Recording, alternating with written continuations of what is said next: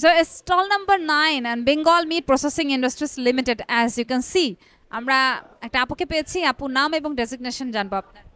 আমার নাম হচ্ছে পারভিন আক্তার, আমি রিক্রুটমেন্ট স্পেশালিস্ট হিসেবে বেঙ্গল মিটে আছি। সকাল থেকেই স্টলে আছেন, সারাদিন ধরে আইএসএমবি এই যে ক্যারিয়ার ফেস্ট 2024 চলছে, কি টাইপের ক্যান্ডিডেটস আপনার স্টলে আসছে?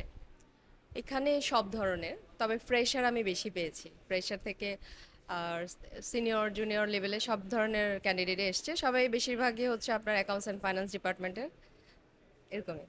তাদের এক্সপেকটেশন এবং আপনাদের যেটা এক্সপেকটেশন, দুটোকে অ্যাকোমোডেট করা যাচ্ছে কি না? মোটামুটি এখন আসলে আসছে, ইনিশিয়াল কথাবার্তা হয়েছে এবং সিভি ড্রপ করেছে। আমরা ইন ডিটেল অতটা এখনও জানার ওভাবে সুযোগ হয়নি। আমরা যখন সিভি সর্ট করব বা ইন্টারভিউ কল করব তখন হয়তো জানতে পারবো যে তাদের এক্সপেকটেশন না আমাদের। ওকে, মানে তারপরও দেখা যায় যে প্রচুর সিভি যেহেতু আপনাদের কোম্পানিতে পড়ে এবং সিভি আপনারা রিভিউ করেই থাকেন, সো কোথাও না কোথাও যে কিছু মিসআন্ডারস্ট্যান্ডিং অ্যান্ড মিসলিডিং হয়েই থাকে। সো এটা আসলে ক্যান্ডিডেটস এবং যেটা কোম্পানি তাদের মধ্যে এটা কেন হয়? কোন জায়গাটা কারেক্ট করবে ক্যান্ডিডেটস যারা অ্যাপ্লাই করবে? মানে যারা অ্যাপ্লাই করবে সিভিতে তারা কোন কারেকশনটা আনলে বেটার হয় আর কি তাদের জন্য? ওকে, এখানে যে জিনিসটা হয় যে ইন্টারেস্ট এরিয়া, অনেক সময় আমরা সার্কুলার দেখে জাস্ট জব হেডিংটা দেখে অ্যাপ্লাই করে ফেলি। আমরা কিন্তু সাথে একটা ডিটেল জব ডেসক্রিপশন দিয়ে থাকি।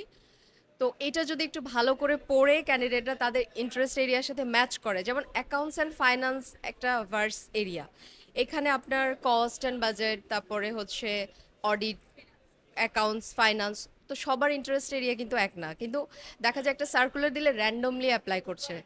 তো ভালো হয় যদি জব ডেসক্রিপশনটা ভালোভাবে পড়ে, আমাদের রিকোয়ারমেন্টগুলো ভালোভাবে বুঝে অ্যাপ্লাই করে। সেক্ষেত্রে তাদেরও হচ্ছে ওই যে কল পাওয়ার অপরচুনিটিসটা বেড়ে যায় এবং আমাদেরও হচ্ছে ক্যান্ডিডেট সর্ট করতে একটু সময়টা কম লেগে যায় আর কি।